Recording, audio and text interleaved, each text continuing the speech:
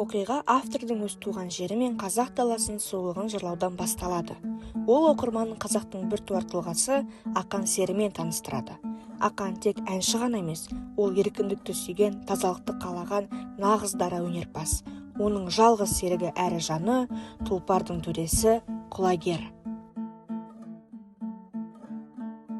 Арқаның атақты байы Сағынайдың асы беріледі. Бұл бүкіл қазақ даласының игі жақсылар жиналған ұлы дүбір той. Осы асқа Көкшетаудан жалғыз атымен Ақан Сері де келеді. Жиылған жұрт алдымен Ақанның құлагеріне күмәнмен қарайды.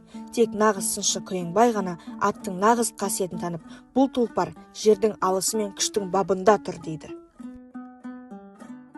Ас үстінде Ақанның асқақ әні шырқалады және дүйім жұртты өзіне қаратады. Алайда бұл Батыраштың қызғанышын тудырды және Ақан мен Батыраш сөз егесіне келіп қалады. Поэманың бұл бөлімі әділет пен зұлымдықтың бетпе-бет келуімен аяқталады. Бәйге алдындағы бұл егес алдағы үлкен трагедияның, құлагердің қазасының бастамасы еді.